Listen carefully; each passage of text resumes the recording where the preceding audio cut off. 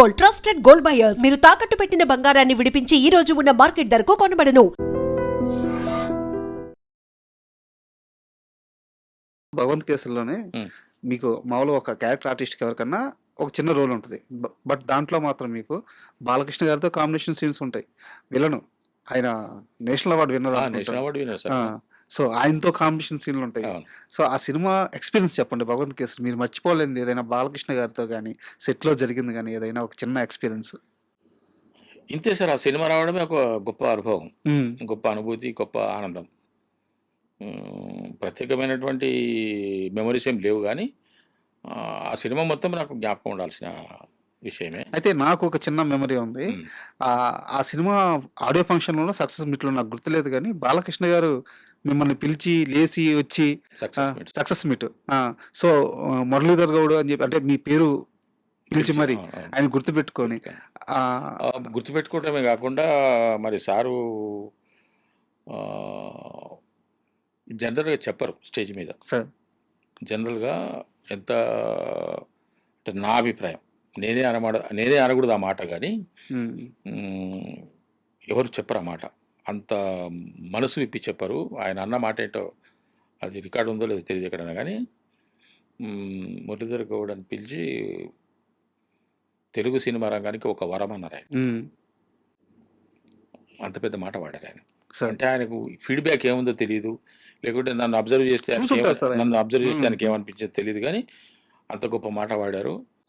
నన్ను బహుశా ఆ స్థాయిలో నిలబెడతారేమో అని కూడా నాకు మనసులో ఉన్నది.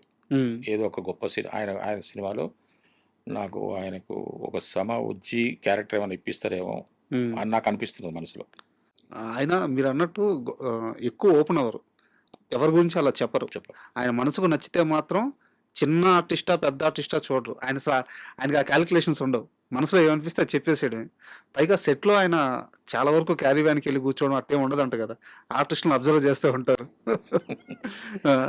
ఒక టేబుల్ వేసుకుంటారు, పక్కన కూర్చుంటారు, ఒక మూడు నాలుగు రకాల పత్రికలు ఉంటాయి, ఒక 3-4 కుర్చీలు ఉంటాయి, శుభ్రంగా అక్కడ కూర్చుంటారు. ఎక్కువ శాతము ఒక 60-70% కొంచెం ఏకాంతంగానే ఉంటారు, కానీ అవసరం అనుకుంటే మాత్రం పిలుచుకొని మీటింగ్ పెడతారు. ఆ 4-5 మీటింగ్ పెడతారు, సరదాగా ఉంటారు. అయితే ఒక చిన్న బయట ఉండే ఒక చిన్న టాపిక్ గురించి అడుగుతాను. మీరు కలిసి పనిచేశారు కాబట్టి మీకున్నంతలో క్లారిటీ ఇవ్వండి. బాలకృష్ణ గారికి కోపం ఎక్కువ, ఆయన జోలికి ఎవరన్నా వెళ్తే ఆయన కసురుకుంటారు, లేదా ఫ్యాన్స్ని కొడతారు, ఇలాంటి ఒక ప్రోపగండా ఆయన మీద రుద్దేశారు. మీరు దగ్గర నుంచి చూసిన మనిషి కాబట్టి బాలకృష్ణ గారి స్వభావం ఎలా ఉంటుంది, వ్యక్తిత్వం, ఆయన తీరు ఎలా ఉంటుంది? అంటే ఇప్పుడు వీళ్ళు కూడా ఏం చేస్తారు సార్ అంటే, ఈ అభిమానులు ఇప్పుడు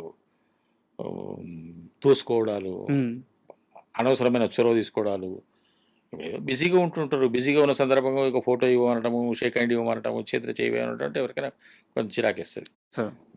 నిన్న మొన్న వచ్చిన మాకే ఎవరో వచ్చేసి అనుగాని టైంలో ఒక ఫోటో సీన్ పేపర్ ఇక్కడ సీన్ వివరిస్తుంటే అవుట్డోర్లోకి వెళ్తే డైరెక్టర్, అసిస్టెంట్ డైరెక్టర్, లేకుంటే డైరెక్టర్ గారు వచ్చేసి, లేకుంటే కెమెరామెన్ గారు వచ్చేసి మేము సీన్ గురించి మాట్లాడుకుంటే పక్కకు వచ్చేసి వాళ్ళు భుజం మీద చేసి చేయి తట్టి ఒక ఫోటో వాడు అప్పటికే పెట్టి ఉంటాడు.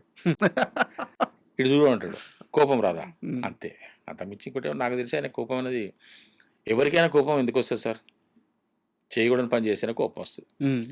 కొంతమందికి స్థాయి తక్కువ ఉండొచ్చు, కొంతమంది స్థాయి ఎక్కువ ఉండొచ్చు. ఏది కోపస్థాయి. చిరాకు వేస్తే ఎవరికైనా కోపమే వస్తుంది కదా సార్. ఇప్పుడు నేను కూడా చిరాకు పడ్డాను. ఈ రోజున మీ డ్రైవర్ మీద చిరాకు పడ్డాను. నీకు చెప్పిన టైం ఏమిటి, నువ్వు వచ్చిన టైం ఏమిటి, అంత మాత్రాన బయటకు పోయిన కోపం ఎక్కువ అంటే ఎట్లా? అంతే తప్ప ఏం లేదు సార్. మంచి మనిషి అండి ఆయన, మనసున్న మనిషి. అయితే అనిల్ రావిపూడి గారి విషయం గురించి మాట్లాడుకుందాం. చెప్పండి సార్. భగవంత్ కేసరి అయిపోయిన తర్వాత మళ్ళీ వెంటనే సంక్రాంతికి వస్తున్నాం. ఎంత పెద్ద హిట్టో, అండ్ అందులో మీ ట్రాక్ కూడా మొత్తం మీ క్యారెక్టర్ కానీ ఆ ట్రాక్ కానీ మొత్తం. ఇంకో విషయం చెప్పాలి, అది కూడా క్యారెక్టర్ నాది కాదు. అవునా? అది కూడా డైరెక్టర్ గారి పుణ్యమే నాకు వచ్చింది. సో మురళీధర్ ఉండాలి అని ఆయనే పట్టుబట్టారు. ఆయనే పట్టుబట్టారు. ఇంకా ఆయన తలుచుకుంటే ఎక్కడికి పోద్ది క్యారెక్టర్? అదే కాదు అంటే మార్చొచ్చు, మనిషిని మార్చొచ్చు, కానీ సార్ మార్చలేదు. నాకు ఆయన ఉండాలి, నేను ఆయనతో చేయించుకుంటాను అని భరోసా ఇచ్చారు. అందుకే నేను ఉన్నాను, లేకుంటే నేను గాలికి ఎగిరిపోయేవాడిని. సారు సారు యొక్క నిర్ణయం మేరకే నేనున్నాను ఆ సో సినిమాలో. ఆ, అది ఆయన చలవే. ఆ సినిమా 'బలగం' సినిమాలో ఎల్దండి వేణుగారి చలవ ఆ ఉమ్, క్యారెక్టర్ చేయటం.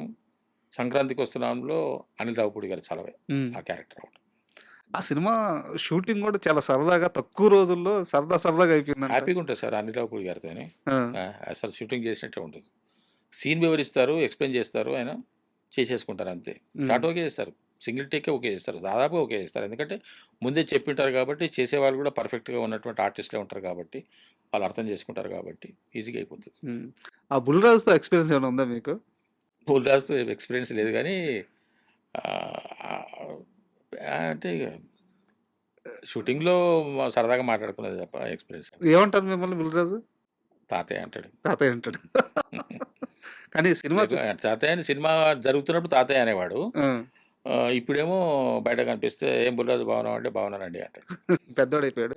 పెద్దోడు కాదు గానీ, సినిమా కాదు కదా! మామూలుగా జనరల్‌గా బయట పబ్లిక్‌తోని మాట్లాడుతూ "ఏవండీ ఉమ్, బాగున్నానండి" అంటుంటాడు. అంటే పిల్లవాడు ఇంకోటి కొంచెం నా దగ్గరికి రావడానికి జంకుతాడు. మీరు కొంచెం నేను కొంచెం సీరియస్‌గా ఉంటా కదా! మిగతా వాళ్ళేమో ఆయనతోని బాగా సరదాగా ఉంటారు సార్. ఆ, జోకులేసుకోవడాలు, గిల్లుకోవడాలు, వాడిని తిట్టడం. ఎందుకు అనిల్ రావిపూడి గారు పిల్లవాడితో చాలా, చాలా, చాలా జోవియల్‌గా ఉంటాడు. ఆయనకి బాగా ఇష్టం అంట బుల్రాజు. ఆయనే పిల్లవాడిగా మారిపోతాడు. ఆ, ఆయన బుల్రాజు హైట్‌కెళ్ళిపోతాడాయన. ఎళ్ళిపోయి వాడు తన్నినా, చేసినా సార్‌కి చాలా ఇష్టం. ఆ. చెప్తున్నా. అంటే అంతగా ఆ పిల్లవాడంటే ఇష్టం. మంచి సరదాగా ఉంటాడు సార్. కానీ ఈ సినిమా ప్రపంచమే ఒక విచిత్రమైన ప్రపంచం కదా సార్. అది చిత్రసీమ కదా సార్. చిత్ర అందుకే చిత్రసీమ అన్నారు. కొత్త మనుషులు, కొత్త బంధాలు, కొత్త ప్రపంచం, రోజుకో లొకేషను, కొత్త ప్రేమలు. కొత్త ప్రేమలు. అది కొన్ని రోజులు ఉన్నా సరే కొత్త ప్రేమనే. ఎప్పటికప్పుడు కొత్త ప్రేమనే. ఎప్పటికప్పుడు కొత్త ప్రేమ. ఇప్పుడు మీరు లైట్ ఆరిపోయిందంటే ఆ. అంతే. ఒక విచిత్రమైన ప్రపంచం ఆ! నిజంగానే. ఇదొక ప్రపంచం సార్. హ్మ్. ఇదొక ప్రపంచం.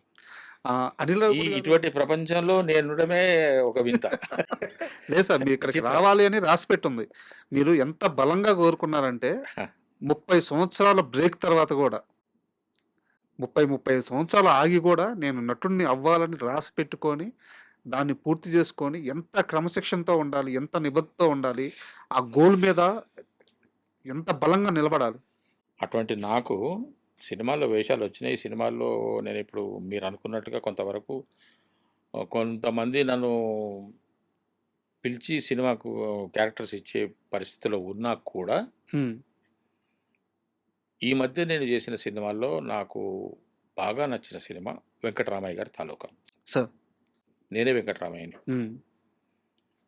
నాకు అటువంటి పాత్రలు చేయాలని కోరిక సార్. సార్. అంటే సినిమాని మొయ్యాలి నేను. హ్మ్. ఒక పాత్ర అది ఏ పాత్ర అయినా సరే. దీంట్లో 'వెంకటరామయ్య' గారి 'తాలూకాలో' ఒక తండ్రి పాత్ర. హ్మ్. ఒక తండ్రి యొక్క వేదన, ఒక మధ్యతరగతి రైతు యొక్క జీవితం గురించి మనం 'వెంకటరామయ్య' గారి 'తాలూకాలో' చూస్తాం. అది గాకుండా ఇంకా విలన్ క్యారెక్టర్స్ గానీ, ఇంకేమైనా ఒక రకమైనటువంటి వెరైటీ క్యారెక్టర్ ఇప్పుడు 'కమల్ హాసన్' గారు చేస్తారు. అవును. భిన్నమైనటువంటి. అటువంటి భిన్నమైన క్యారెక్టర్స్ చేయాలి. ఏ క్యారెక్టర్ చేసినా కూడా అద్భుతంగా ఉంది. భలే ఉందండి క్యారెక్టర్ హ్మ్. అనిపించుకోవాలని నా కోరిక. టిల్లు క్యూబు ఉండబోతుందా? నాకు ఐడియా లేదు సార్. హ్మ్. ఐడియా లేదు. అంటే ఆ ఫ్రాంచైజీ అక్కడ ఆగే ఫ్రాంచైజీలా కనిపించట్లేదు. ఎందుకంటే తీసే ప్రతి సినిమా, ప్రతి క్యారెక్టర్ మేము ఓన్ చేసేసుకుంటున్నాము. అలాగే ఆడుతుంది. క్యూబ్ కూడా ఉండబోతుందని తెలుస్తుంది. అంటే నాకు జనరల్‌గా షూటింగ్ ఉంటేనే సమాచారం వస్తుంది. హ్మ్. ఎందుకంటే నేను ఎవరికి టచ్‌లో ఉండను కాబట్టి, నాకు ఎవరి గురించి తెలుసుకోవాలని ఆసక్తి లేదు కాబట్టి, ఏం జరుగుతుంది అనే విషయం మీద నాకు ఇంట్రెస్ట్ లేదు కాబట్టి, నేను దేని జోలికి వెళ్ళాను సార్. సార్. నాకు 3 లొకేషన్‌లు. ఒకటి మా ఇల్లు, ఒకటి షూటింగ్ లొకేషన్, మూడోది డబ్బింగ్ స్టూడియో. హ్మ్. తప్ప నేను ఎవరిని కలవను, ఎవరి దగ్గరికి వెళ్ళను. ఇప్పుడు నాకు ఇంకోటి రాజా గారు, నాకు ఈ వెంపర్లాట లేదు సార్. హ్మ్. వెంపర్లాట లేదు, దూకుడు లేదు, అనవసరమైన విషయాల్లో జోక్యం కలిగించుకునే అలవాటు లేదు. నా విషయాలు నా విషయాలు ఎవరైనా మాట్లాడితే కూడా నాకు ఇష్టం ఉండదు. కాబట్టి నాకై నేనుంటాను. ఎవరన్నా వచ్చి సార్ మా సినిమాలో మీ క్యారెక్టర్ ఇది అనుకుంటున్నాము అంటే యాక్సెప్ట్ చేయడము, ఆ షూటింగ్కి వెళ్ళిపోవడం, రావడము, దానికి సంబంధించిన వ్యవహారాలు చేసుకోవడమే తప్ప ఏం జరుగుతుంది ఏమిటన్నది నాకు తెలియదు సార్. అయితే మ్యాడ్ సంబంధించి ఆ ఫ్రాంచైజీ అఫ్కోర్స్ మ్యాడ్ గురించి చెప్పగలను. మ్యాడ్ 3 ఉంది. మ్యాడ్ 3 నెక్స్ట్ అంటే 27 కావచ్చు, లేదా డిసెంబర్లో స్టార్ట్ కావచ్చు. సో సేమ్ హీరోలు సేమ్ మొత్తం అదే. మ్యాడ్ 3లో నేనున్నాను. అయ్యో ఎందుకంటే నాకు సమాచారం ఉన్నది కాబట్టి. డైరెక్టర్ గారే ఈ మధ్య నేను కార్తీ గారు హీరోగా చేస్తున్న ఒక సినిమా సితారా ఎంటర్టైన్మెంట్స్ది చేస్తున్నాను. దాంట్లో హీరో కార్తీ గారు. దాంట్లో నేను ఒక వేషం వేశాను. అదొక చిన్న క్యారెక్టరే, కానీ డైరెక్టర్ గారు హీరో గారు కూడా అడిగారట, ఆయన మురళీధర్ గారిని పెడదాం దీంట్లో. ఆయన మ్యాట్ 2 చూశారట. ఓకే, మ్యాట్ 2 చూసి ఆయన పెడదాం దీంట్లో అని చెప్పేసి ఒక క్యారెక్టర్ కోసం వెతికితే పెద్ద క్యారెక్టర్ ఏం దొరకకపోతే పర్లేదు నేను అన్నగా చెప్పుకుంటా అని చెప్పేసి 4 days క్యారెక్టర్ మాత్రమే ఇచ్చారు. చెప్పారు నాకు డైరెక్టర్ గారు, అన్న దీంట్లో వేరే పెద్ద క్యారెక్టర్ లేవు, ఓన్లీ 4 days, నాకు నువ్వు ఏది ఇచ్చినా సరే అన్నాను. అప్పుడు చెప్పారు ఆయన. అంతకుముందు కూడా మ్యాట్ 2 అప్పుడు చెప్పారు, అన్న మ్యాట్ 3 ఉంటుంది, అది మీకోసమే రాస్తున్నాను అన్నారు. Mat 3 is there. సో ఇప్పుడు సితారాలో చేస్తుంది సేమ్ డైరెక్టరా? Same director. సో వారే చెప్పారు మీకు మ్యాట్ 3 కన్ఫర్మ్ అని చెప్పేసి.